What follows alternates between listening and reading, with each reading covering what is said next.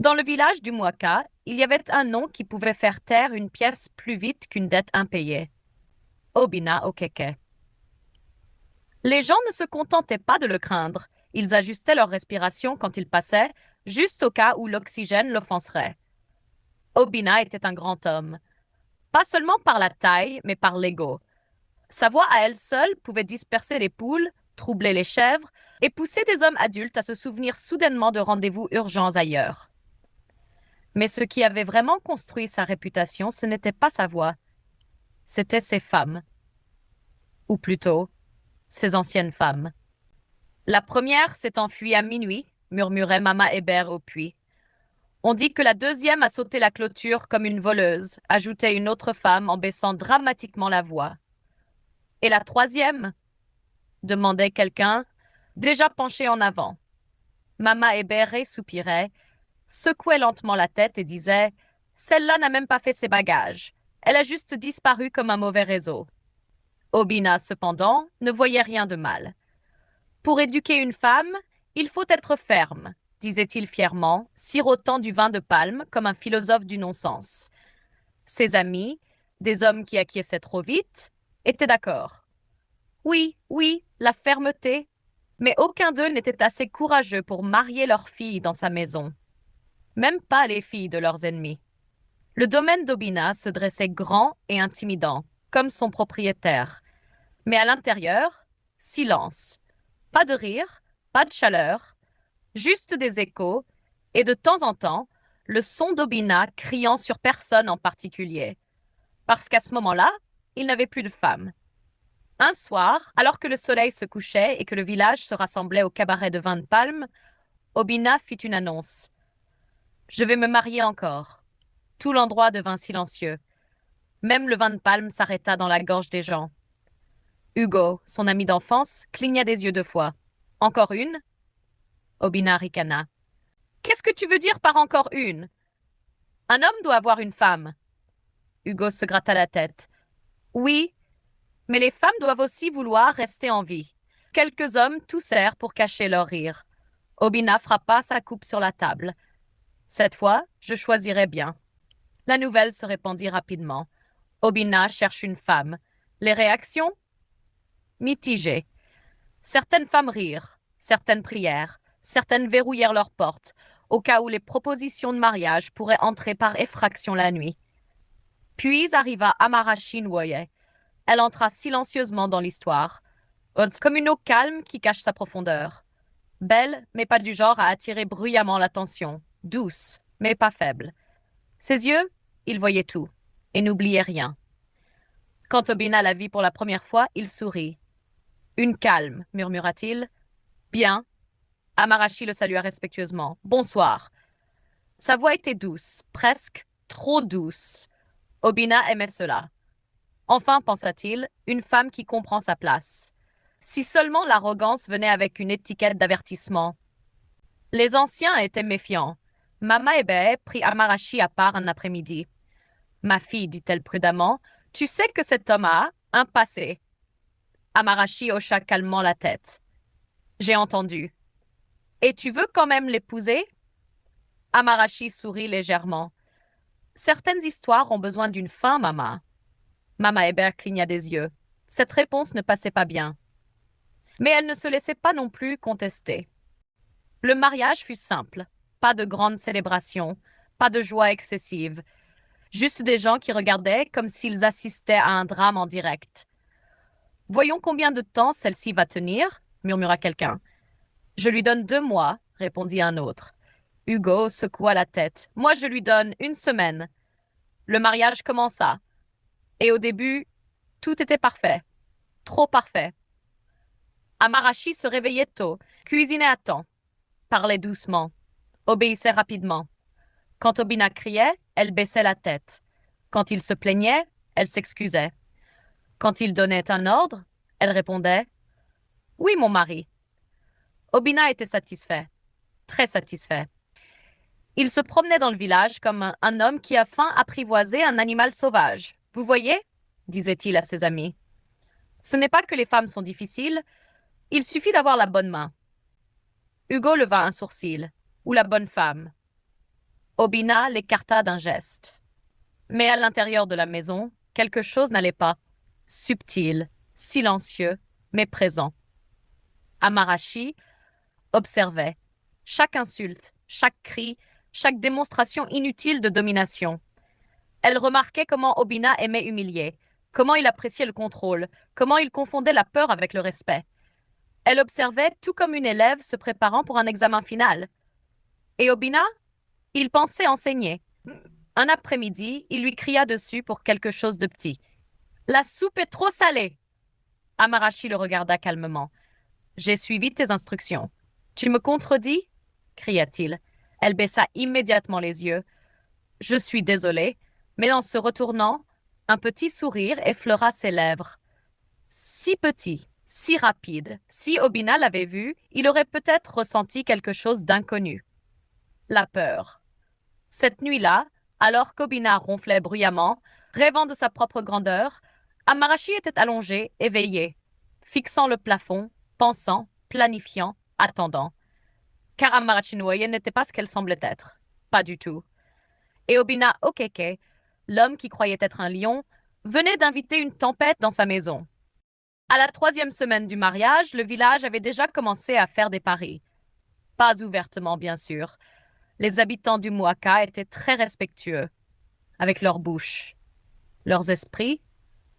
Ah, une autre histoire. Je lui donne jusqu'au prochain jour de marché, murmura une femme en achetant des tomates. Tu es même généreuse, répondit une autre. Obina n'a même pas encore vraiment commencé. Elles secouèrent toutes les deux la tête avec pitié. Parce que tout le monde savait, Obina commençait toujours lentement, comme une tempête qui envoie d'abord un petit vent avant d'arracher les toits.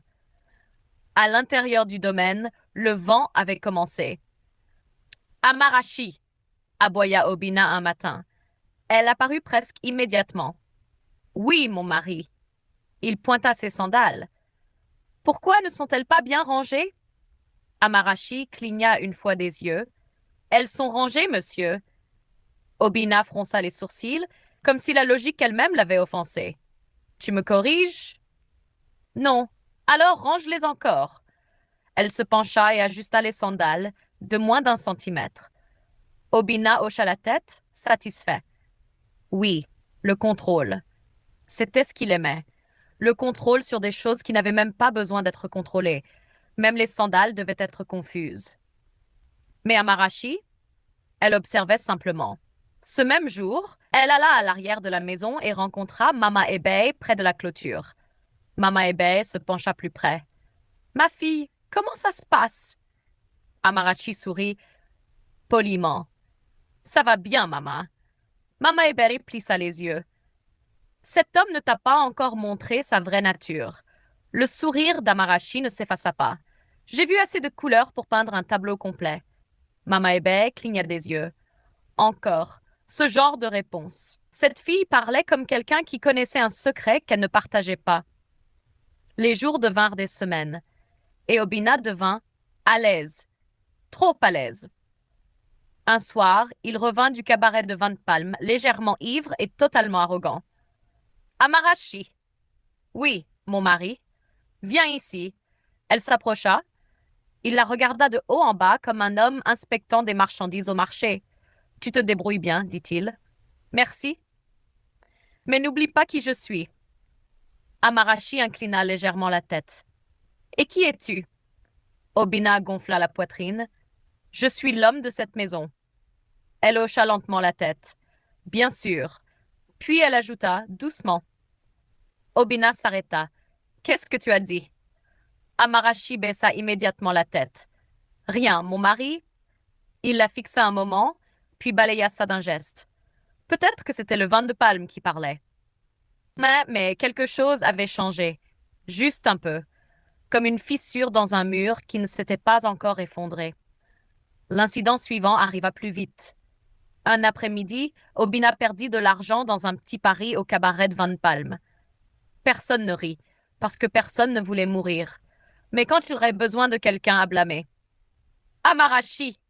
Elle accourut. Oui? Tu m'as distrait ce matin. Elle cligna des yeux. Comment? Tu m'as salué. Il y eut un silence. Même l'air s'arrêta pour comprendre cette déclaration. Amarashi hocha lentement la tête. Je suis désolé de t'avoir salué. Obina pointa du doigt, furieux. La prochaine fois, réfléchis avant d'agir.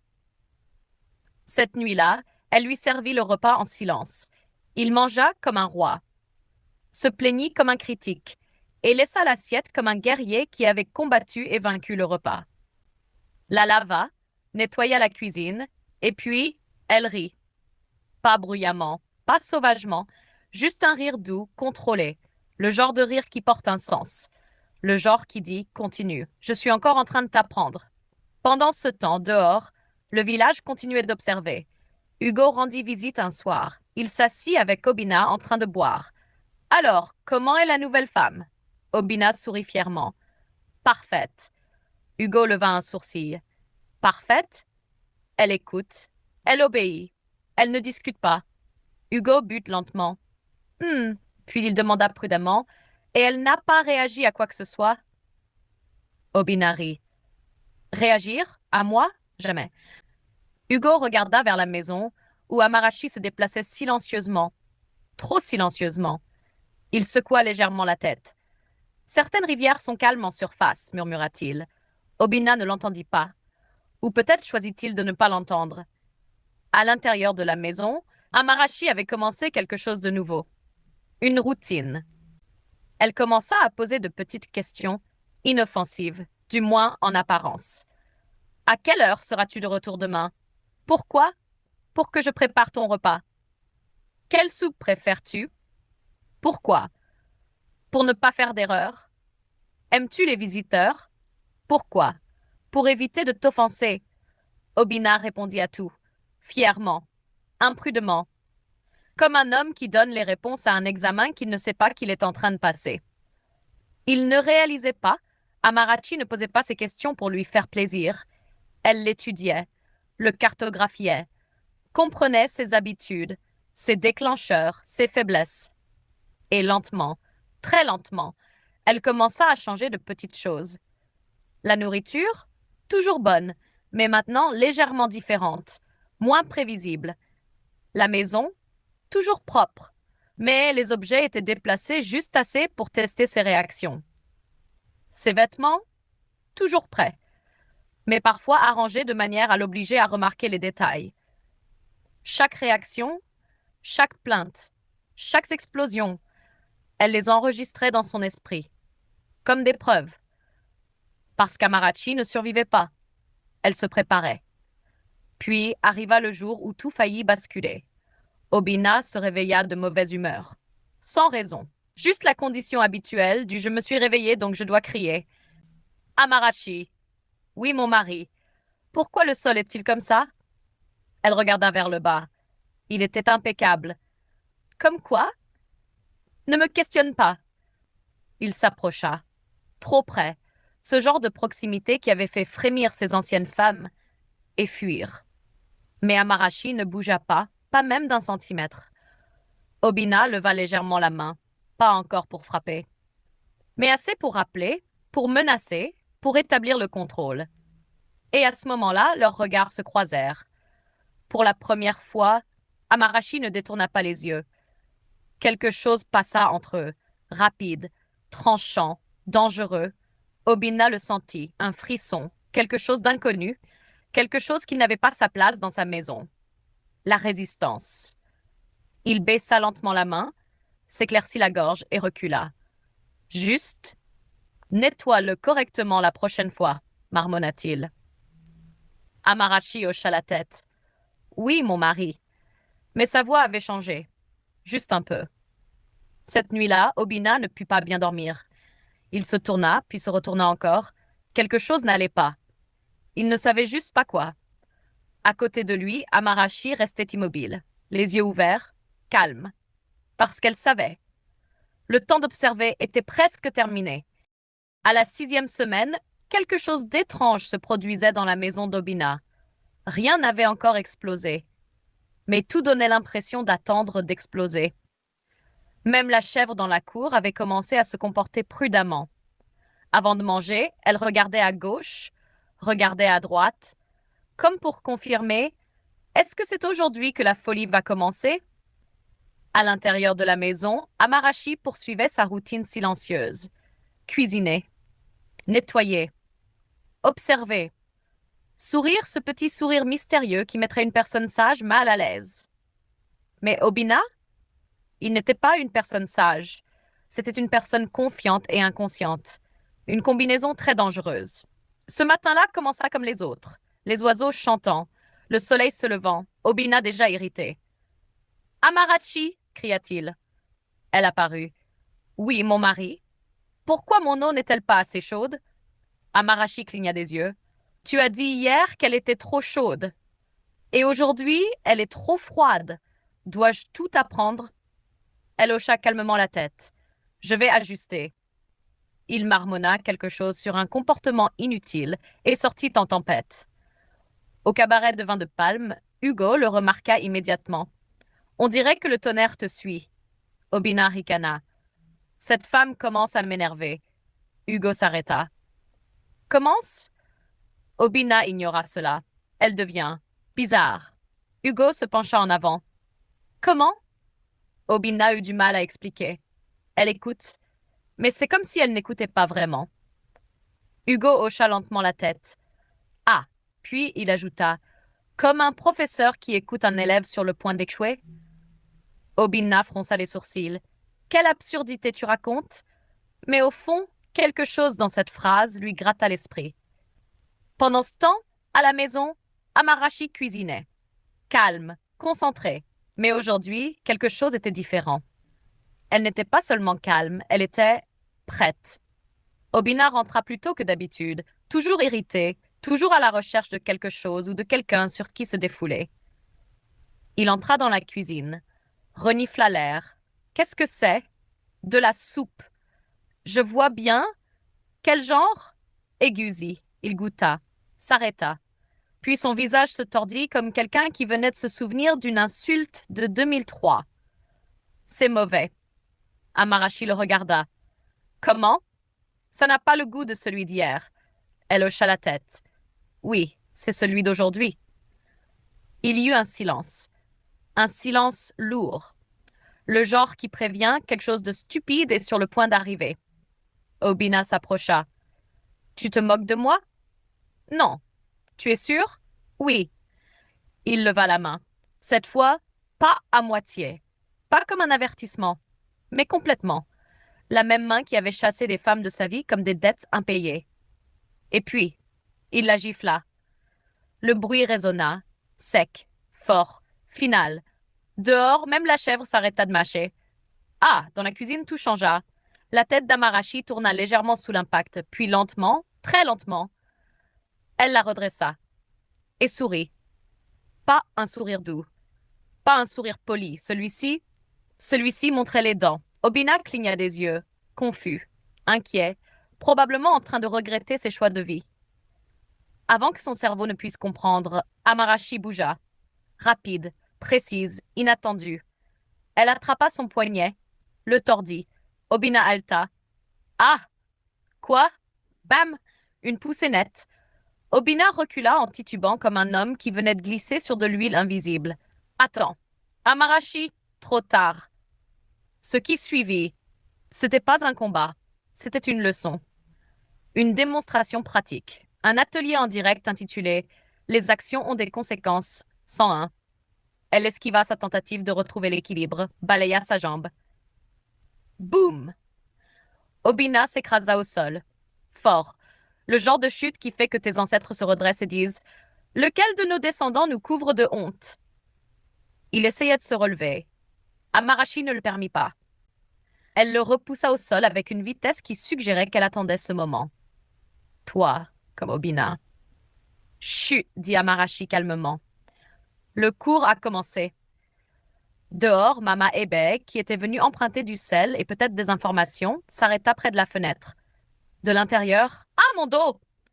Reste au sol. Amarashi, tu es folle? Non, juste terminé.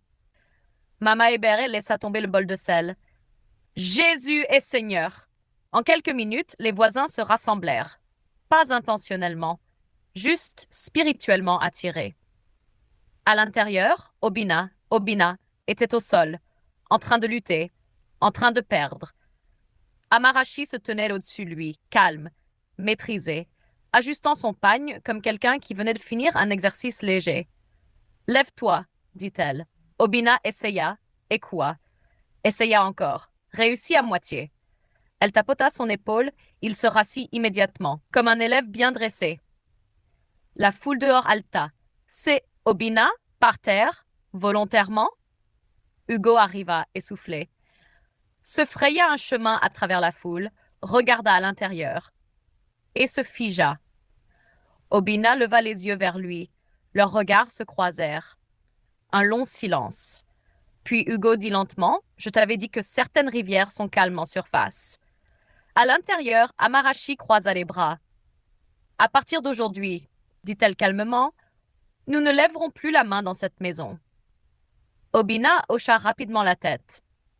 Trop rapidement. Comme un homme qui venait de découvrir l'humilité grâce à l'éducation physique. Et nous parlerons avec respect. Un autre hochement de tête. Encore plus rapide cette fois. Et tu écouteras. Obina ouvrit la bouche, puis la referma, puis hocha encore la tête. Dehors, Mama Hébé essuya des larmes imaginaires. C'est le plus beau jour de ma vie. Ce soir-là, l'histoire se répandit. Elle ne marcha pas. Elle ne courut pas. Elle vola. Obina a été battue par sa femme, dans sa propre maison, sur son propre sol. Au cabaret de Van Palm, les gens parlaient prudemment, parce qu'Obina existait toujours. Mais maintenant, il y avait un nouveau ton. Du respect? Non. Quelque chose de plus doux. Du divertissement. Et à l'intérieur de la maison, pour la première fois depuis des années, il y avait la paix. Pas le silence de la peur, mais le calme de l'équilibre. Obina était assis doucement, prudemment, respectueusement. Amarashi servit le repas. Il le regarda, puis la regarda, puis regarda de nouveau le repas. Merci, dit-il. Le village confirmerait plus tard que c'était le premier miracle. Le lendemain matin, le village du Muaka se réveilla avec un seul programme. Discuter d'Obina. Pas de travaux agricoles, pas de commerce, pas même qui a volé la chèvre de qui. Non, le titre du jour était clair. Le lion a été enregistré comme une chèvre. Au puits, les femmes s'étaient rassemblées plus tôt que d'habitude, les seaux oubliés, l'eau secondaire, le commérage prioritaire. Mama Hébérès se tenait comme une présentatrice de journal télévisé. Je l'ai vu de mes deux yeux. Qu'est-ce que tu as vu? Demanda quelqu'un déjà excité. Cet homme, Obina, était par terre. Des cris de surprise, des mains sur la tête. Une femme en lâcha même légèrement le nœud de son pagne sous le choc. Et la femme? Demanda une autre. Mama Hébé sourit lentement. Celle-là n'est pas une femme, c'est un programme de réforme. Pendant ce temps, à l'intérieur de la maison d'Obina, l'histoire était en train de se produire. Obina se réveilla tôt, très tôt, plus tôt que les oiseaux, plus tôt que son orgueil. Il s'assit lentement, touchant son côté. Ah! Mes côtes se souviennent encore d'hier. Il regarda autour de lui avec prudence, comme si Amarashi pouvait apparaître du plafond. Puis, il se leva, sortit, et fit quelque chose qui choqua même la brise du matin. Il balaya la cour. L'homme qui autrefois criait parce qu'une cuillère était tournée dans le mauvais sens était maintenant en train de balayer, volontairement, sans annonce, sans crier, sans mourir. La chèvre l'observa attentivement. Nous sommes maintenant dans la même catégorie.